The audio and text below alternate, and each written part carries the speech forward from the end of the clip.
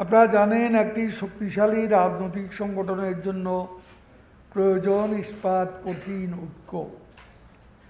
পার্টিকে জনগণের কাছে নিয়ে যেতে হলে, জনগণের ভালোবাসা পেতে হলে প্রয়োজন জনগণের পাশে দাঁড়ানো।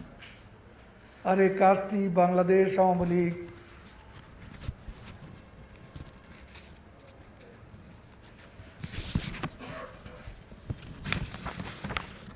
অন্যান্য সহযোগী সংগঠন করে যাচ্ছে বলেই মানুষ বারে বারে আওয়ামী লীগকেই সরকার পরিচালনার দায়িত্ব দিচ্ছে। সম্মেলনের মাধ্যমে কমিটি গঠনের নির্দেশ দিয়েছেন দলীয় প্রধান বঙ্গবন্ধু কন্যা শেখ হাসিনা। মনে রাখতে হবে, জেলা সংগঠন করার আগে আমাদেরকে অবশ্যই ওয়ার্ড থেকে শুরু করে ইউনিয়ন, উপজেলা সম্মেলন করতে হবে। অনেক সময় দেখা যায় অনেক জেলা সম্মেলন হওয়ার পর করব বলে তৃণমূলের সম্মেলনগুলো কখনো হয় না, বছরের পর বছর গড়িয়ে যায়। এই জন্য নেত্রী নতুন নির্দেশনা হচ্ছে, প্রথমে ওয়ার্ড, তারপর ইউনিয়ন, তারপর উপজেলা, তারপরে জেলা সম্মেলন করতে হবে এবং এটা অক্ষরে অক্ষরে পালন করতে হবে। কোনোভাবে এতে ব্যতিক্রম কিছু করা যাবে না। মনে রাখতে হবে, এখন আমাদের করোনার দ্বিতীয় তরঙ্গ চলছে। মহামারীর কারণে আমরা বাইরে সভা সমাবেশ এখন বন্ধ রেখেছি। ঘরোয়াভাবে স্বাস্থ্যবিধি মেনে সীমিত পরিবেশে, সীমিত পরিসরে আপনারা সাংগঠনিক কার্যক্রম পরিচালনা করতে পারেন ঘরের মধ্যে স্বাস্থ্যবিধি মেনে। আমার মনে হয় ঘরোয়াভাবে পকেট কমিটি না করে যাদের উপস্থিতি প্রয়োজন ওয়ার্ড পর্যায়ে, ইউনিয়ন পর্যায়ে, উপজেলা পর্যায়ে এবং জেলা পর্যায়ে, তাদের উপস্থিতিতে হলের মধ্যে আনুষ্ঠানিকভাবে সম্মেলন করে সম্মেলনের মাধ্যমে নতুন কমিটি গঠন করতে হবে। এ বিষয়টি আমি আপনাদের স্মরণ করিয়ে দিচ্ছি। মনে রাখতে হবে, নিজের অবস্থান ভারী করার জন্য নিজের লোক দিয়ে পকেট কমিটি গঠন করা যাবে না। দলকে শক্তিশালী করতে হলে নিবেদিত প্রাণ কর্মীদের এগিয়ে আনতে হবে। নিবেদিত প্রাণ কর্মীরা কোণঠাসা হয়ে পড়লে আওয়ামী লীগই কোণঠাসা হয়ে যাবে। কাজে এই বিষয়টি খেয়াল রাখতে হবে। চিহ্নিত অপরাধী, দাগী, সন্ত্রাসী, চাঁদাবাজ, দখলদার, মাদকসেবী, মাদক ব্যবসায়ী, সাম্প্রদায়িক অপশক্তি এরূপ বিতর্কিত ব্যক্তিদের কোনো অবস্থাতেই দলে টানা যাবে না। একটি রাজনৈতিক দলের প্রাণ হচ্ছে কর্মী বাহিনী। ত্যাগী এবং নিবেদিত প্রাণ কর্মীদের মূল্যায়ন করতে হবে। দুঃসময়ে তারাই দলের পাশে থাকে, তাই তাদের জন্য রাজনীতির পথ মসৃণ করে দিতে হবে।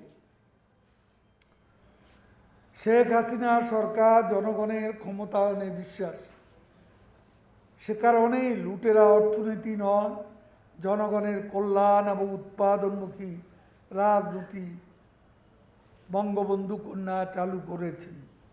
একটি ভারসাম্যপূর্ণ, টেকসই, স্থিতিশীল অর্থনৈতিক ব্যবস্থা গড়ে তুলতে জনগণকে সাথে নিয়ে এগিয়ে যাচ্ছেন প্রধানমন্ত্রী শেখ হাসিনা। পক্ষান্তরে এদেশে লুটপাট তন্ত্র চালু করেছিল বিএনপি। খাওয়া ভবনের মাধ্যমে দুর্নীতি আর অনিয়মকে তারা নিয়মে পরিণত করেছিল। তখন কোনো দুর্নীতির বিচার হতো না। তারা নিজেরাই আকণ্ঠ দুর্নীতিগ্রস্ত ছিল, পর পর 5 বার দুর্নীতিতে বিশ্ব চ্যাম্পিয়ন হয়েছিল। দুর্নীতির জন্য, অপকর্মের জন্য বিএনপি সরকারের আমলে তাদের দলের কোনো নেতা, কোনো কর্মীকে কোনো প্রকার শাস্তির আওতায় আসতে হতো না। তারা ছিল তখন সকল রকম অনিয়ম, সব নিয়ম কানুনের ঊর্ধ্বে, যা খুশি ফ্রি স্টাইল দুর্নীতি, অপকর্ম, লুটপাট তারা করে গেছে। সেই জন্য তাদেরকে বিচারের মুখোমুখি হতো না। অথচ শেখ হাসিনা অবস্থান হচ্ছে অনিয়ম, অপকর্ম, দুর্নীতি এইসব ব্যাপারে বঙ্গবন্ধু কন্যা জিরো টলারেন্স নীতি নিয়ে এগিয়ে যাচ্ছেন এবং আমাদের দলের অনেক লোককে তিনি কারাগারে পাঠিয়েছেন, অনেকে জেলে আছে, অনেকে দুদকের মামলায় সাজা ভোগ করছে, অনেকেরই বিরুদ্ধে বিচার চলছে, অনেকেরই তদন্ত চলছে। বিএনপি আমলে এসব চিন্তাই করা যেত না। একটি উদাহরণ নাই যে তাদের দলের কোনো দুর্নীতিবাজ, কোনো সন্ত্রাসী, কোনো অপকর্মকারীর কোনো বিচার তারা করেছে বা শাস্তির আওতায় এনেছে। বঙ্গবন্ধু কন্যা শেখ হাসিনার অবস্থান আজকে তাই খুব স্পষ্ট। তিনি দলের শৃঙ্খলার ব্যাপারে অত্যন্ত কঠোর। কোনো অবস্থাতে শৃঙ্খলা ভঙ্গ করা যাবে না। দলের মধ্যে অনিয়ম, বিশৃঙ্খলা কোনোভাবে সহ্য করা হবে না। আর দল ভারী করার জন্য যারা বসন্তের কোকিল সুসময়ে দলে এসেছে তাদেরকে দিয়ে কমিটি বানাবেন, আর দলের ত্যাগী কর্মীরা তাদেরকে দূরে সরিয়ে রাখবেন। এতে আওয়ামী লীগ বাঁচবে না। আওয়ামী লীগকে বাঁচাতে হলে আওয়ামী লীগের ত্যাগী পরীক্ষিত কর্মীদের বাঁচাতে হবে। আমি আওয়ামী লীগের প্রতিষ্ঠা বার্ষিকীকে সামনে রেখে এ কথাটি আপনাদেরকে স্মরণ করিয়ে দিতে চাই।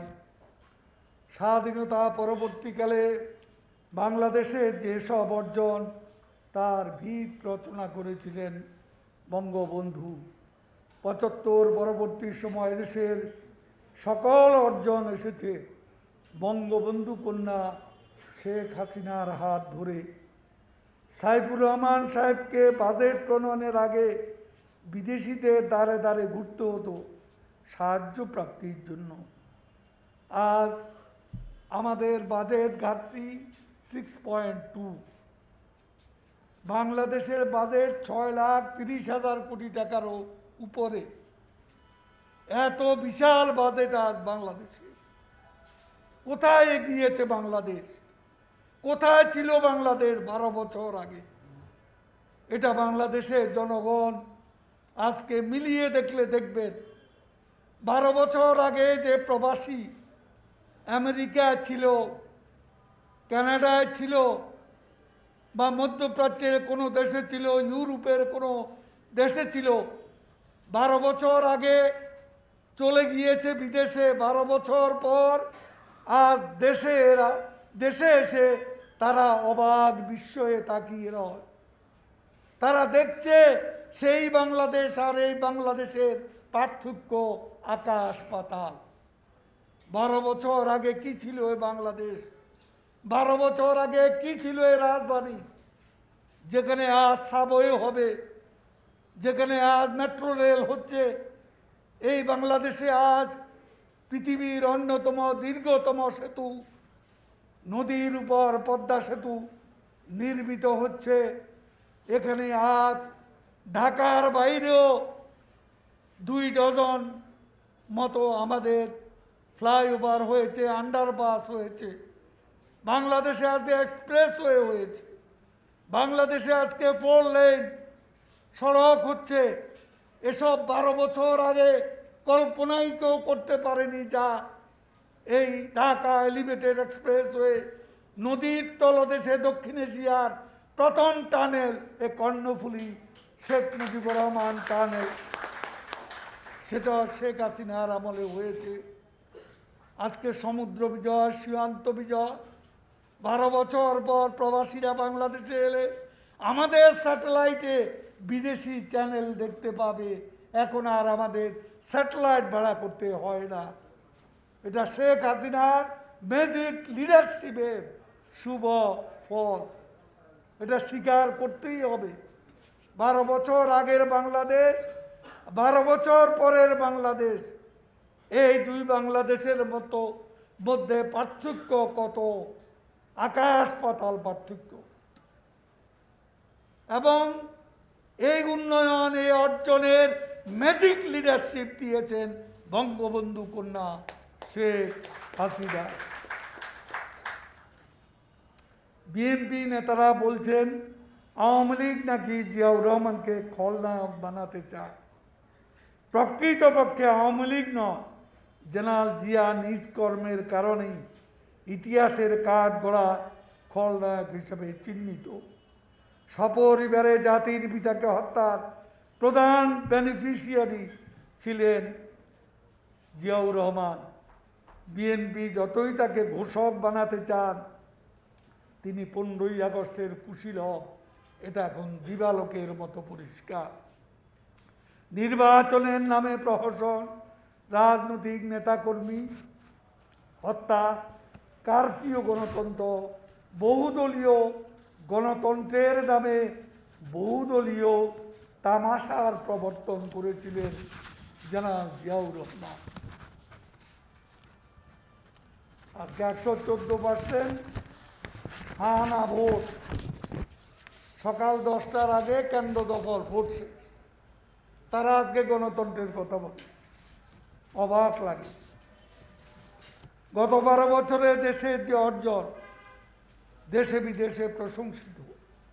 এক যুগ আগের বাংলাদেশ আর আজকের বাংলাদেশ এক নয়।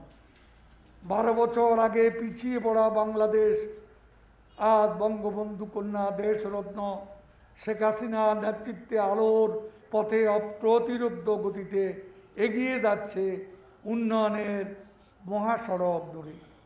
12 বছর আগের ঋণগ্রস্ত দেশ এখন ঋণ দাতা দেশ। বাংলাদেশ ঋণদাতা দেশ। আমরা শ্রীলঙ্কাকে $200 মিলিয়ন ঋণ দিয়েছি। আমরা সুদানকে $7.7 মিলিয়ন আমরা ঋণ দিয়েছি। এসবের মধ্যেও বাংলাদেশের আজকে মাথাপিছু আয় $2,227। আজকে যে পাকিস্তান থেকে বিচ্ছিন্ন হয়ে আমরা বাংলাদেশ স্বাধীন করেছি, সে পাকিস্তানের ফরেন কারেন্সি রিজার্ভ হচ্ছে $24 বিলিয়ন, আর বাংলাদেশের $45 বিলিয়ন, 45.46, প্রায় $46 বিলিয়ন কাছাকাছি পৌঁছে গেছে আমাদের ফরেন কারেন্সি রিজার্ভ। গত 1 বছরে বাংলাদেশে রিমিটেন্স ছিল অবাক করার মতো $7 বিলিয়ন। বিএনপি সব দেখতে পায় না, তারা দিনের আলোতেও রাতের অন্ধকার দেখে। এ এমন এক দল, আজকে তাদের গাত্রদাহ হয়ে গেছে। পদ্মা সেতু নির্মাণ কাজ প্রায় শেষ। তাদের আজকে গায়ের জ্বালা। আজকে মেট্রো রেল, তরুণ প্রজন্মের ড্রিম প্রজেক্ট MRT লাইন 6, সেটাও কাজ 65% মতো হয়ে গেছে। কর্ণফুলী টানেল 69%। আগামী বছর অনেকগুলো মেগা প্রজেক্টের কাজের সমাপ্তিতে শুভ উদ্বোধন করবেন আমাদের মাননীয় প্রধানমন্ত্রী দেশরত্ন শেখ হাসিনা। আজকে এই যে বাংলাদেশের এত উন্নয়ন, আমি 12 বছর আগে আর পরে এর রূপপুর পারমাণবিক কেন্দ্র, বিদ্যুৎ কেন্দ্র, মাতারবাড়ি LNG প্রজেক্ট, পায়রা সমুদ্র বন্দর 12 বছর আগে এইসব কেউ কল্পনাও করতে পারেনি। তাই আজকে আমি বলতে চাই, বিএনপি আজ বাংলাদেশের জনগণ কিভাবে তাদের সমর্থন দেবে, কিভাবে সাড়া দেবে তাদের আন্দোলনে। তারা এদেশের মানুষের জন্য দর্শনীয় এমন কি কাজ করেছে, যে কাজ দেখে মানুষ তাদের উপর আস্থাশীল হবে, মানুষ তাদেরকে ভোট দেবে, মানুষ তাদের আন্দোলনে সাড়া দেবে। যারা দেশের অগ্রযাত্রায় কষ্ট পায়, পেছন থেকে দেশকে টেনে ধরতে চায়, গতি থামিয়ে দিতে চায়, তারা চিরকালই জনবিচ্ছিন্ন হয়ে থাকবে। তারা জনগণের কল্যাণ নয়, নিজেদের এজেন্ডা বাস্তবায়নে ক্ষমতাকে ব্যবহার করে। বিএনপি মানুষের ভাগ্য উন্নয়ন চায় না। বিএনপির টার্গেট নিজেদের ভাগ্য উন্নয়ন, পকেটের উন্নয়ন। তারা জনগণের কল্যাণ নয়, নিজেদের এজেন্ডা বাস্তবায়ন করতে চায়।